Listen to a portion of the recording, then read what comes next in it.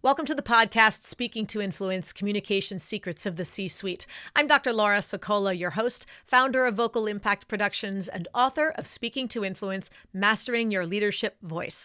Today, we are celebrating a milestone, most specifically, 100 episodes of Speaking to Influence. I am so excited to be here today and to thank all of you for joining me, whether you just joined me today for our very first conversation, or if you've been with me from 2 years ago when we first launched Speaking to Influence. It's been such an amazing journey for me. And I hope for you it is, and for both of us, for all of us, moving forward as well. So today, in celebration of this milestone, 100 episodes of Speaking to Influence, I have a panel. And I've specifically cultivated this little garden of genius that you're going to hear about today, and the fun conversation we're going to hear. Guests who have been with me from the very beginning, from our original launch, guests from the midpoint, from year 2, and guests upcoming, people who you have not yet heard from. So there's some new voices mixed in with the fray. So without further ado, I'm going to not keep you in suspense any longer, but my first guest today is Michael Houlihan. And Michael was the founder of Barefoot Wines, a household name in wine. He's a serial entrepreneur and a New York Times bestselling author of the book The Barefoot Spirit, as well as a co-founder of the new Business Audio Theater, where he's the producer of one of the top 5 business audiobooks of 2020, according to the Worldwide Audiobook Publishers Association. Michael, welcome to the show again. Now, aside from all of your accolades professionally, a little known fact about you, if I understand correctly, is that, and correct me if I heard this wrong, you have 2 hiking cats. Is that correct? That's right. When we walk down the trail, people say, wow, I never thought I'd see a hiking cat. How do you keep them from running away? And we say, they're hard to shake. As if you wouldn't want them to come home. But look at that. You don't even need them on a leash. The dogs can hunt. The cats will hike. Who knew? You've got them quite well trained. My second guest today is Janet Salazar, and Janet was with us from right around the beginning of season 2, and she is the president and chairman of the Foundation for the Support of the United Nations. And she is also the CEO of Impact Leadership 21. She's a serial entrepreneur, a writer, and a humanitarian. Janet, welcome to the show once again. Thank you, Laura. I'm so happy to be here. It's really a pleasure and an honor. Thank you. And congratulations on your 100th episode. Thank you. Thank you. Could not have done it without both of you. And a little known fact, and Janet, this one goes right to I would say to my heart, but more to my stomach. A little known fact about you is that, if I understand your preferences, in your world, no weekend is complete without a big stack of pancakes for brunch. Correct? Yes, that's really correct. And yeah, for some reason, it's just, for me, my weekend is not complete at all without a big stack of pancakes for brunch. So I've spent, a lot of time hunting for that, perfect place with the perfect pancakes for brunch, all over New York, from Brooklyn to Queens to Manhattan, Lower East Side, Upper East Side, name it. So it's been fun. But yeah, for some reason, it just makes me very happy. If you can get that with a perfect cup of coffee, I will be there with you. That sounds Love it. Love it. Well, thank you for sharing that. That's a lot of fun. And my third guest today, someone you have not heard from with me here on the show yet, is Diana Yousef. And Diana is the founder and CEO of Change Water Labs, a clean technology company that creates safe, sustainable access to clean water and sanitation around the world. Diana, thank you for joining us today. So this is going to be really exciting, and I can't wait for you to share more about your technology and what you're doing to create clean water in places where otherwise sanitation is one of the biggest challenges for those communities. But before we get there, what's a little known fact about you? So I would say when I was a new mom, I think I didn't have that new mom memo where you're supposed to be, sort of hunkered down with a small child. So I remember when I first had my first daughter, I was taking her to happy hour. We were going to, my social life didn't slow down when I had the baby. So I think once I had the second one, that's when I was like, oh, I get it now. But the first one, I didn't really, I didn't figure that one out immediately. There was not going to be an exchange of social life and the fun person that you were to be the hermit of a new mom. So I'm impressed that you figured out how to do that. When my son was born, I just thought, nope, I'm done. Okay, social life, God willing, you come back to me, but it's not going to happen anytime soon. I'm impressed you managed to do both. All right, so come back now for everybody. I'd like them to know a little bit more about each of your professional realms. So as I like to start every episode, help us understand your elevator pitches. Michael, what's your 30-second or 60-second elevator pitch? Well, what I do is I try to help companies tell their story in a new way. We use an audio platform. So it's like a 1945 radio show with actors and actresses and sound effects and music. So it's 3D audio. It's a kind of a, cinematographic experience for your ears. And so you're listening to the story of the founder, and you find yourself identifying with the founder and the challenges they have to overcome. You also find yourself understanding the founder's purposes and values, which are really important. And why? Because the biggest challenge today is to retain people. We've had 1/3 of the workforce quit since January. This is the great resignation this year. So how is it that you're going to hold on to people in the future? They've had a couple of years with COVID to think about, where am I working? Where are they going? What do they stand for? Besides the mercantile value of their product. So this is what we're doing with Barefoot Audio Theater. That's amazing. Amazing. So, and we're going to share a link at the end to everybody else out there. Michael is generously offering everybody a free chapter of the book, The Barefoot Spirit, in business audio theater format, so that you can really hear what it's like. And it is absolutely amazing Hollywood quality acting and sound effects and all that kind of stuff. So it's not just an audio book. You want to have just an audio book? Buy mine. That's a great contrast. Great content in both, but a very, very different experience. Absolutely catch that free chapter that Michael is generously offering to everybody. So thank you for that, Michael. Janet, tell us your 30-second elevator pitch. Thank you, Laura. Well, I am an alpha whisperer. So simply what that means is that I help my fellow alphas or fellow leaders channel money, influence, and power to purpose. So whatever I do, whether in business and my humanitarian work with UN, through our foundation, I've always tried my very best to operate from that very deep conviction inside of me, and that profound sense of responsibility to really bring about positive change for mankind. And where I am right now, and the network that I'm a part of, is that top leadership. So I feel I have a responsibility to make the change happen within that network, and that's what I do.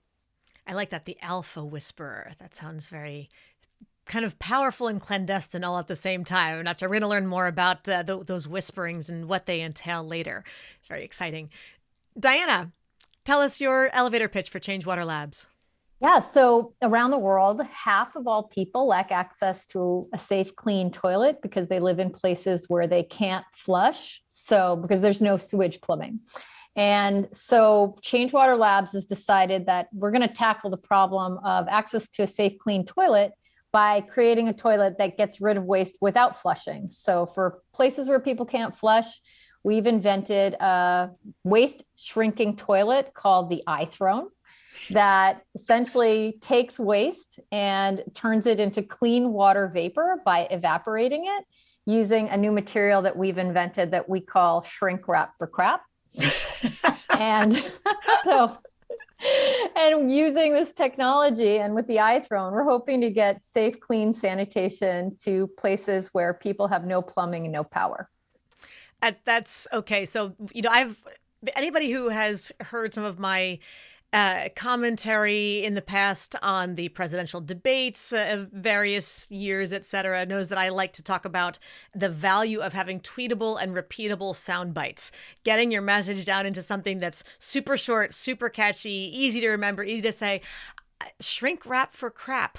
I think that may be the official kickoff right there for that's more batting than kickoff. Okay, I'm mixing sports metaphors like crazy today, but to kick off our next 100 episodes shrink wrap for crap. There's our first tweetable and repeatable soundbite, everybody. You win, Diana, and we haven't even started playing yet.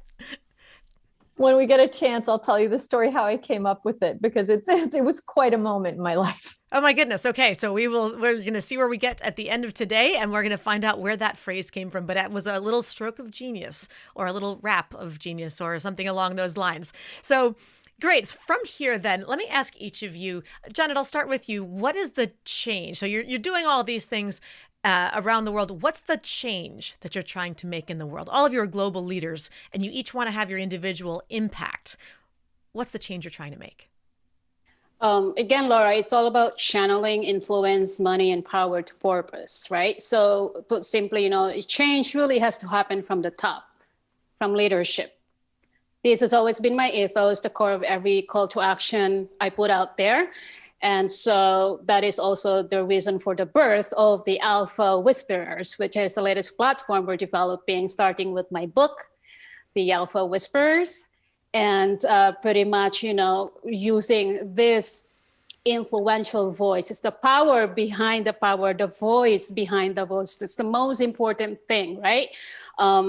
It's how all this power and influential behind translate to the entire society in general. I mean, what you can identify if you are an advisor to the president, for example, right? Or if you are, an advisor even to a CEO or a business owner, what you tell the CEO, which is the leader or the alpha, matters so much. It can break or make the company. It can fire or keep people, for example, right? Yes. It can start a war, like what we're having right now in Ukraine, etc. So, that's the change I want to see is coming from the top leadership, influence that, we have a responsibility as alphas and leaders to do the right thing. And many times that very critical decision, for example, to go into war or occupy another country does not necessarily have to be coming from just one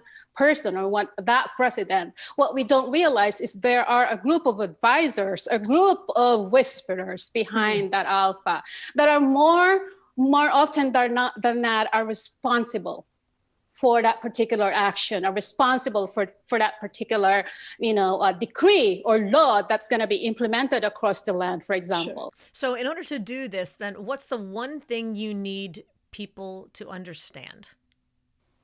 The one thing that people need to understand is that, there is a great responsibility and accountability from choosing people who are going to lead your country, but most importantly, to be advising the leaders of your country, the leader of your company. So if you are a voter, for example, right? If you elect people, it's very important that when you are electing a particular person to lead the government, you also have to take into consideration who are going to be the people that are going to be part of this leader, because those are going to be the same people who will be influencing the decision of this leader.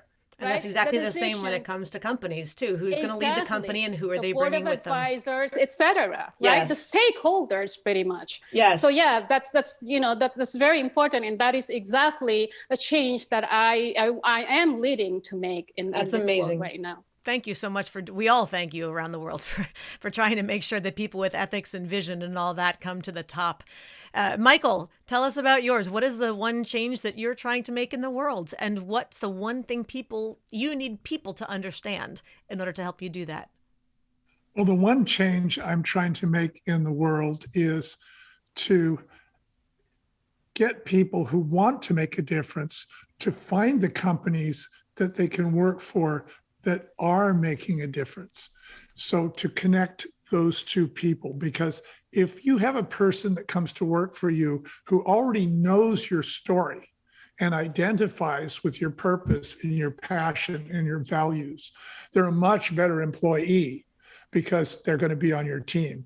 As Janet says, they're going to be influencers. And that's what you want. You want people who can identify.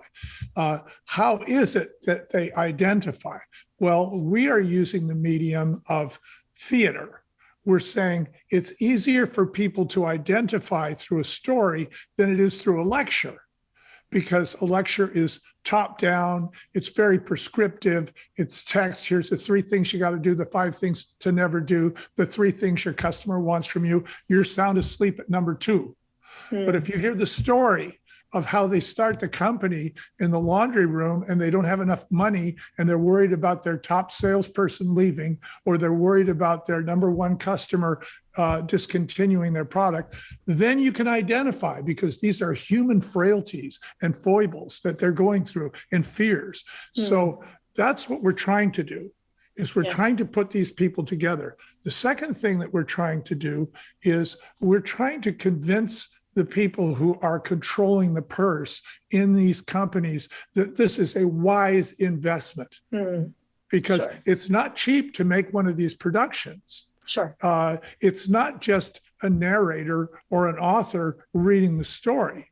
So we've got sound effects, we've got studios, we've got music writers, and the whole thing is put together with special writers who are investigative reporters and fact checkers and everything else.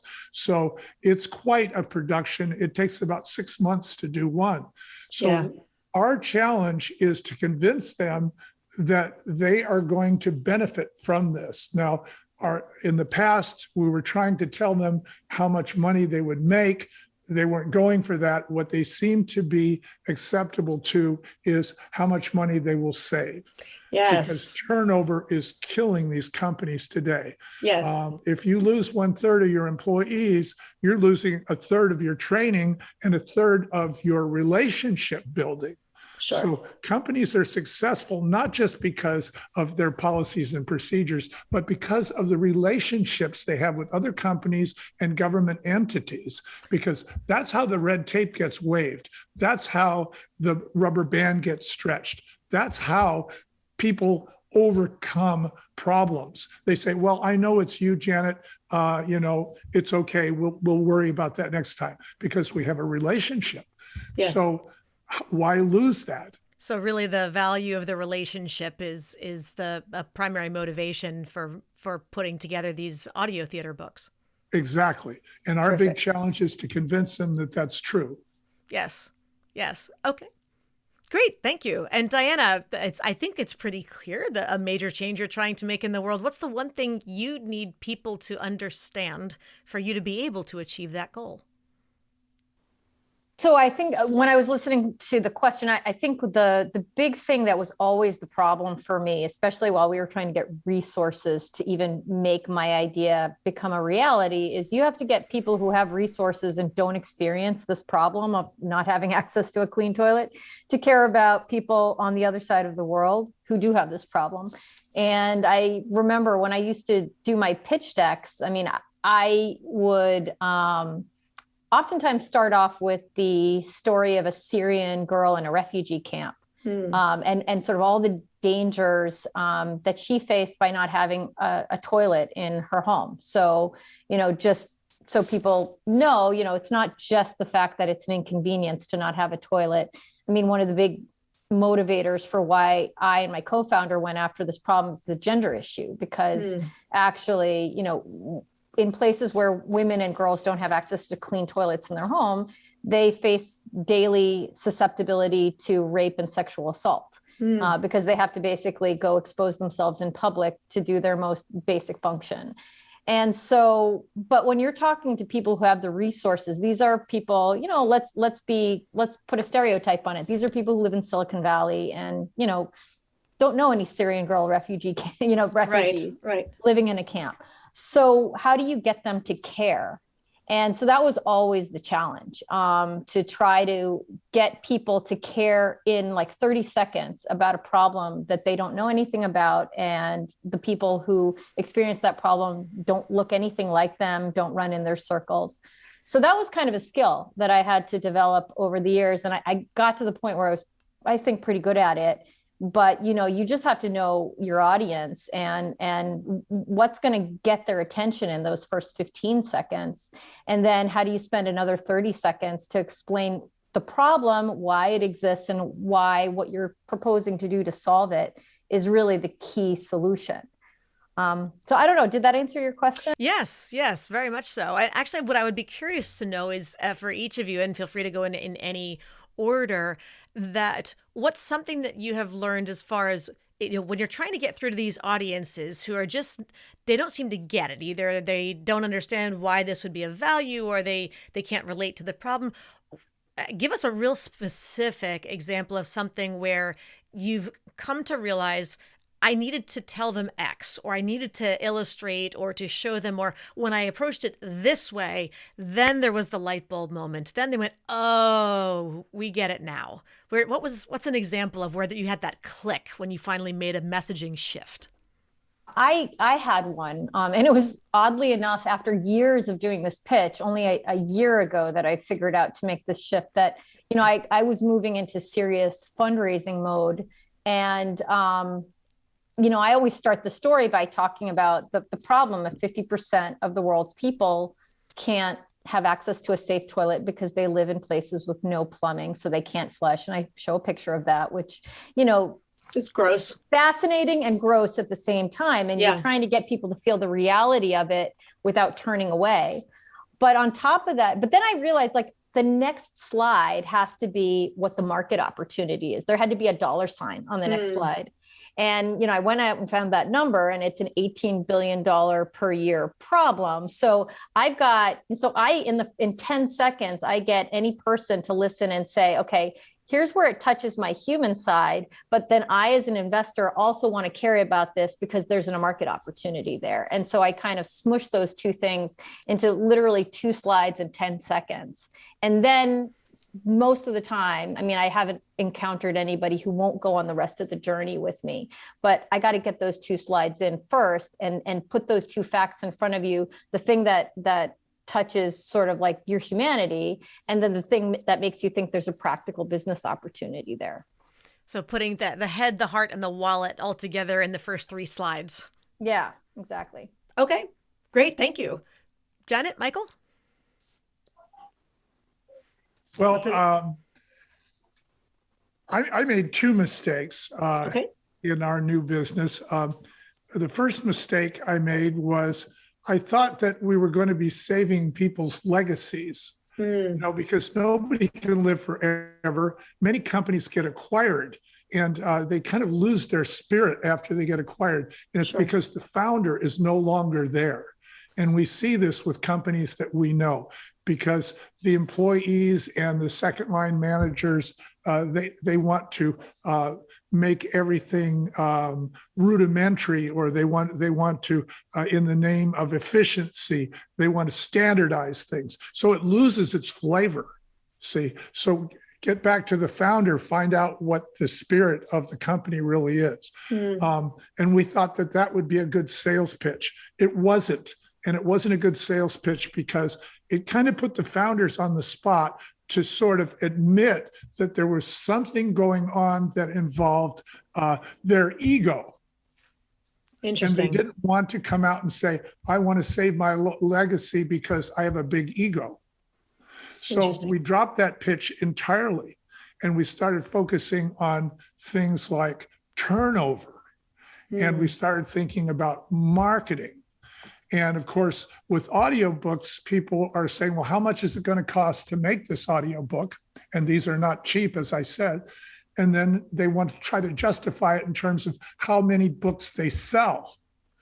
And that's when we failed there. So what we changed it to was, this is a giveaway. You're going to do this and you're going to give it away. And I'm so sorry if your ad went viral and everybody in the world knows about you now and what a wonderful company you are. Good problem to have. Yeah. Apologizing that it got out, right? Right. But you see, this is a whole different, we had to take a whole different mind shift in, and this happens so often with businesses. You think you know how to sell what you're selling, but then when you start getting that pushback, you have to make those adjustments. You have to make those pivots. And you get better, as Diana says, you improve your pitch. Yes. So yes, that's how we improved our pitch. It's so interesting, Michael, that you mentioned that some of these founders, and you're not a, this is, as you mentioned, it's not an inexpensive endeavor to make these productions, 6 months and however much money it is. So you're not going to small companies. You're going to founders of well-established places that would have this kind of money and resources available to them. And yet they're still concerned about using words like legacy because they're afraid that it would sound ego driven, and that people would reject hearing the story because it's too much that, well, you think you're important, so you need to have a quote unquote legacy. Because there's so many other leaders, and Janet, you can speak as the alpha whisperer to this as well, where that fear of the imposter syndrome in some ways comes through still, and people being very afraid to own their accomplishments in certain lenses for fear that there will be a rejection, that you're too arrogant for saying, look, I achieved this and I shouldn't be embarrassed about it. Somebody just a couple of episodes ago, I interviewed Dr. Jim Smith, and Dr. James, he goes, that's his branding. And, he asked me when we were chatting, we've been friends for a while. He said, why don't you promote your doctor label more? Why aren't you more the Dr. Laura as part of your? And I thought, I don't know. I am Dr. Laura Sokola. It goes as my introduction and whatnot, but I don't ask people to call me Dr. Laura. Lots of people do, and I'm certainly grateful for it. And he's like, but you earned it.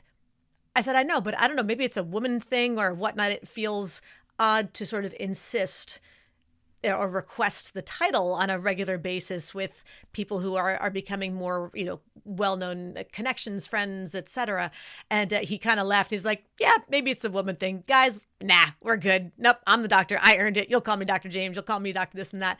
And it's funny that even when you're the head of such a much larger corporation, that you're hearing a lot of prospective clients afraid of the word legacy, as if you hadn't put your entire life, work, money, mission, family, blood, sweat, tears into this thing, to not be able to say, this company is my legacy and I'm proud of it and I love it, that people would reject it under the auspices of assuming that it's just an ego play. No pun intended on the play part for you. So thank you for sharing that. What interesting perspective. Yes. So Janet, what about you? Yeah, I was just trying to remember when we first started the annual Power of Collaboration hosted at the United Nations. That was 9 years ago. And that's an annual event that you're hosting, right? Yes, right. Okay. Yeah. So the context or the foundation of the entire curation and design and conversation is around the fact that we need the private sector, to collaborate with the UN and with the different bodies and different NGOs and foundations like us, if we want to move the Sustainable Development Goals forward, or in this case, during that time, it was still called the MDGs, which is the Millennial Development Goals, or any project, if it's in a scale of a global or even a countrywide scale, you have to have the support of the private sector, to implement these things. That's why our foundations fundraise, and stuff like that. Without money and capital, we can't really move these projects. So when we were trying to onboard support from different missions, different UN bodies and departments, different ambassadors, and more so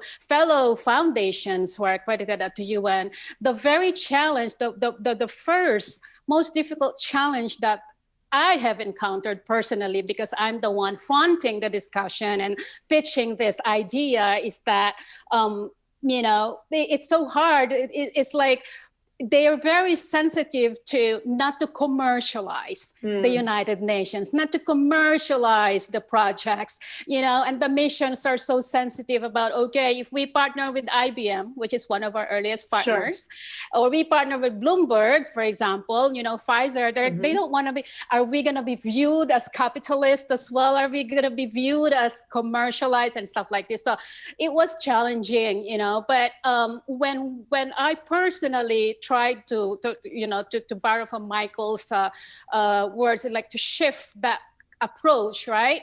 To present it in such a way that, okay, we're trying to invite the private sector, to inside the United Nations to talk about these projects and ask them to support us, because it will benefit us.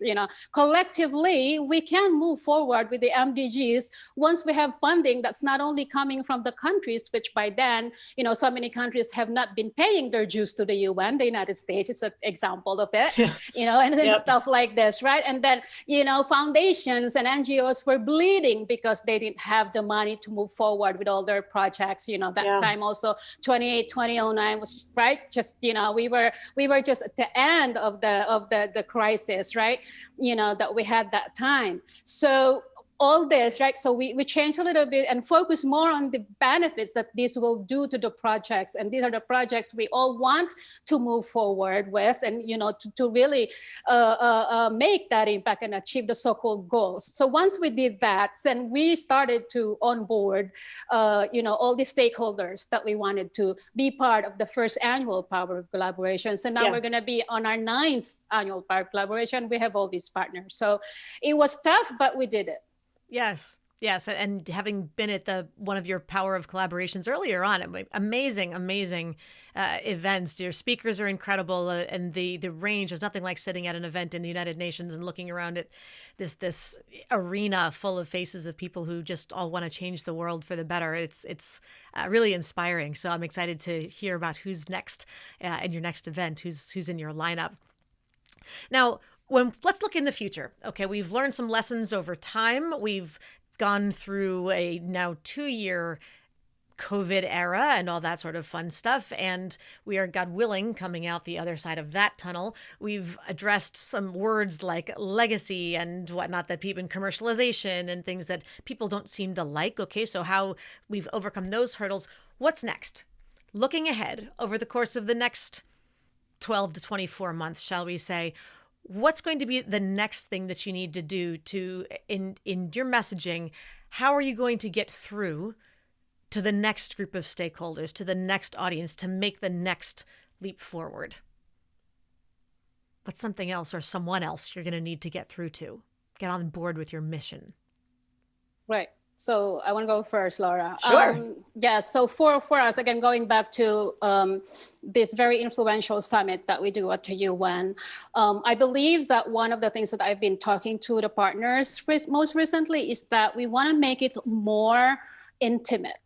Right, we want to make the conversations among the leaders more intimate and more focused in what has happened the past couple of years, of course, the pandemic, and now we have the war in Ukraine and stuff like that. And then the entire evil around refugees issues right now. It's a big problem that all of us are just, we can't wrap our brains around all that issue yet. So I got to tell you, Janet, these are not sounding like intimate conversations. These are sounding like pretty darn big groups of people we need to bring together.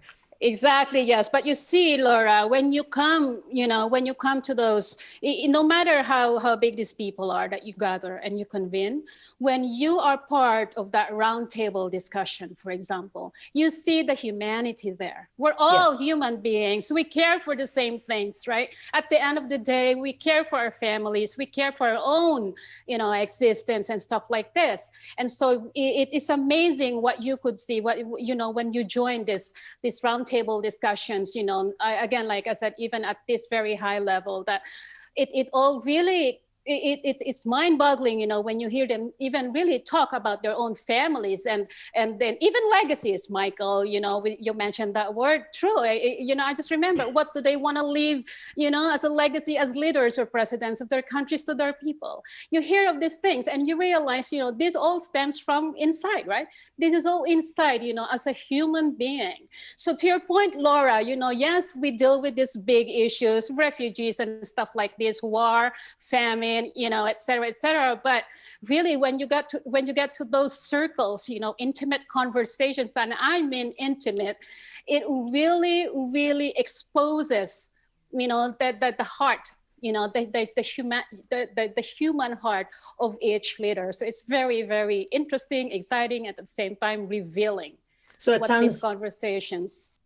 If I'm hearing you correctly, a big shift in where not necessarily your messaging out to others, but in your facilitation of these large group conversations that are necessary to stave off or to solve really global crises. It is about the medium and the structure of the conversations, insofar as rather than having various representatives get up at a podium and address this the auditorium, it's about having round tables, conference rooms, having people sitting down in 5 or 10 people and just talking among themselves, where everybody's voices get heard, and you realize we're talking about my family, your family, and it's much more micro. Everybody's seen as just a person rather than as a figurehead representing this entity on a map that represents a million pinpoints of that are supposed to be people. It humanizes. Yes, exactly. You got it right there, Laura. The humanization of the conversation is the major shift that we wanted to achieve right now, starting this September. It's bringing it more, like the closest we can bring it to the heart, yes. Because that's where all it starts. And it's similar to what Michael is doing as well, with the business owners and stuff, trying to understand that side of all of us. Sounds like a big difference between one person talking at a room full of people versus individuals sitting and talking and listening together. That beautiful. Diana, Michael? Well, I guess I want to go back to employees. Yes. And retention, and I should even say recruitment.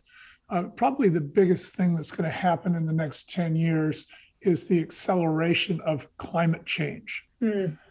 This is going to affect young families the most, because they're going to have children that they know are going to be growing up in an environment that is a survival environment. And so the whole paradigm is going to change. They're going to start to say, why do I want to work for a company that isn't doing something about this, that doesn't have a clean record environmentally, or isn't doing these other things that are important to the life of my child? See, because I don't want my kid coming back to me in 10 years and say, Mommy, you knew this was going on. Why didn't you make this a top priority? Why did you work for that company? You could have worked for this company. Yeah. They're making a difference. So what I think the biggest change that we're going to see in the next 10 years is the workforce is going to be not only voting with their dollars, but they're going to vote with their time, with how they trade their time for dollars. That's going to change. And so companies have got to wake up to this, and they have to make it clear, the companies that can wear the badge of environmental responsibility and other types of social responsibility, democratic responsibility. Those people have got to make their message known. They've got to put up their sign that says, "Hey, come to work for us. We're trying to change the world." And yes. They are going to attract the best people in the future. So I don't really think that it's laws that are going to change things. I think that it's employee choices that are going to change things. And I also think that if you want to change the future, you've got to put a buck on it. And so these young people today, they're starting to put the buck on it. I see how they're spending their money. I work with millennials every day. I hear them talking about stuff like this. It's just amazing how it's becoming more and more the central issue. Yes.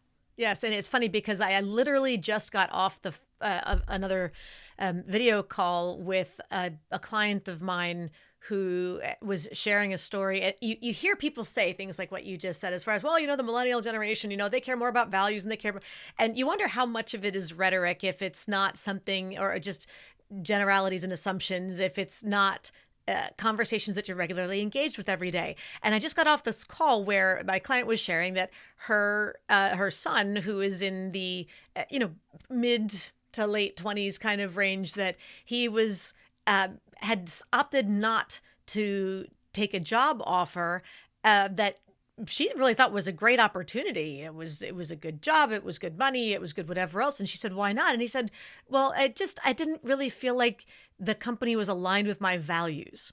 And, we sort of a different generation looking at it and go, yeah, well, that's important too. But how about the values of paying your rent? How about the values of, paying your bills and those kinds of things? But no, this was far more important to him that he, was willing to take a pass on this because it wasn't aligned with his values. So to your point, Michael, that who's your demographic, who's your target, and perhaps telling the story of your company and recognizing what the values are beneath it is far more important than just what the widget is that you're creating.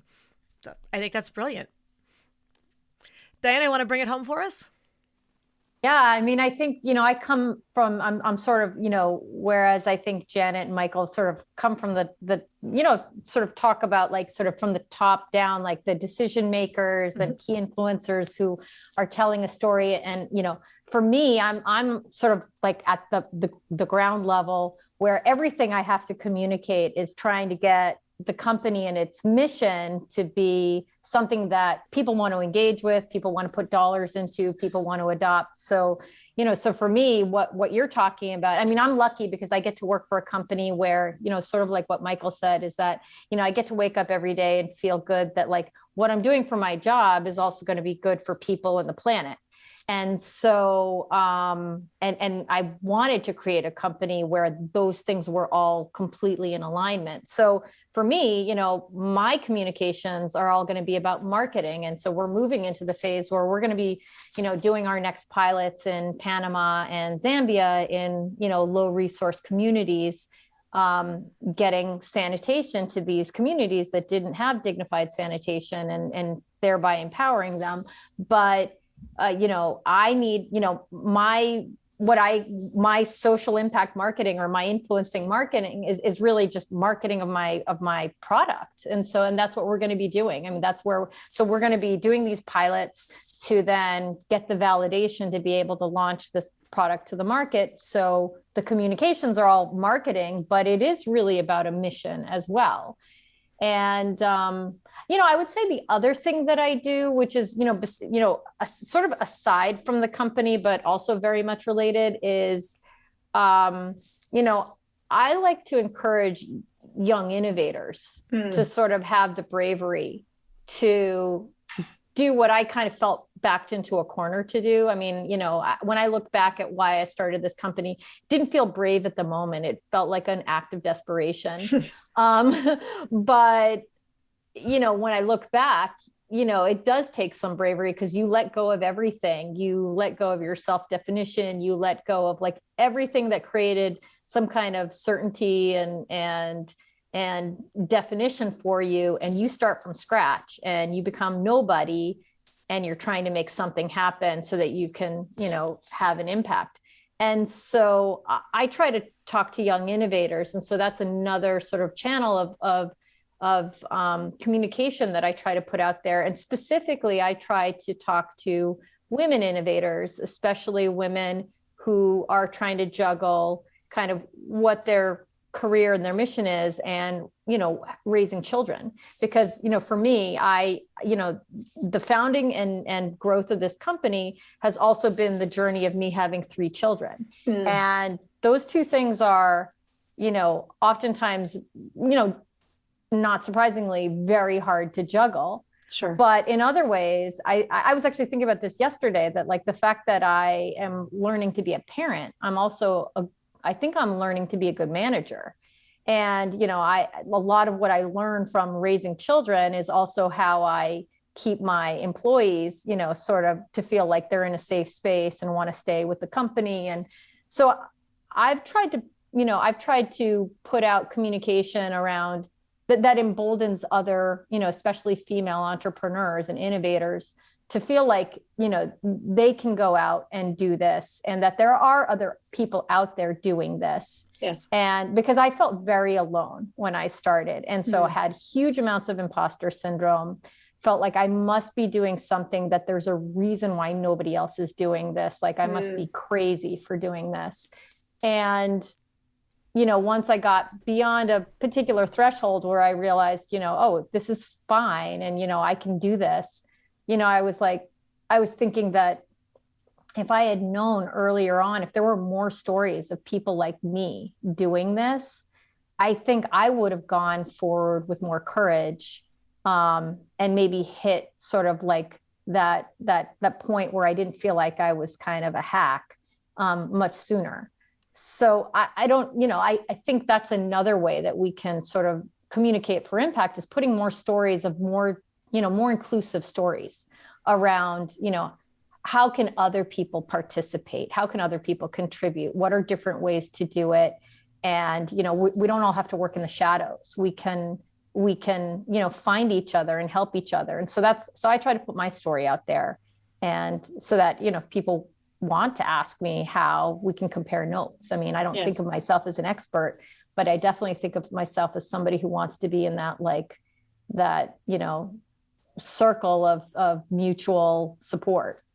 Yes. Yeah. And we started working together, 6-7 years ago, something like that. Very different person, like zero confidence, just felt like this was a total train wreck, what I was trying to embark upon. And I remember I was actually during that moment when I was working with you, I wanted to quit, felt very vulnerable. And I'm kind of I'm like a organically different person now based on everything I've gone through, but it was painful. It's amazing though, because to have that, and yet we met because we were connected through an organization called the TED Fellows. So if anybody out there is familiar with the TED organization, TED Talks and all that, they have this side program where they pluck some of these world-changing entrepreneurs who have these huge technologies of various sorts, like Diana's with Change Water Labs. And they say, we believe in you. We believe you have what it takes. We're going to mentor you. And we're going to give you everything from business mentors to storytelling and communications coaches and whatnot to help you make your mark on the world. And that's where we were originally connected. So all these things coming together, the global leadership, the innovation, the underrepresented communities, and the storytelling all comes together. And now, ladies and gentlemen, you understand why I have this panel today, why I've brought these three people to you. And I hope that you have had as amazing a time as I have just putting all of this genius together. I hope you walk out of here, get a cup of tea, get a glass of water, go for a walk, and just process all the wisdom that has come to you today in celebration of 100 episodes of Speaking to Influence, because I want to thank every last one of you. Let's go around real quick and in whatever order again, please tell everyone out there how they can learn more about you and your organization. And I believe, Michael, you've got a free gift for others, a free chapter. So why don't we start with you? Share that free gift, please. Yes, I would like to give everybody a free chapter to our business audio theater so you can listen to it and be a fly on the wall and watch the creation, the humble creation of what is now the world's largest wine brand, and see some of the stuff we went through in those early days. It's about a half an hour long, and it's the first chapter, and I'm happy to give it to you for free.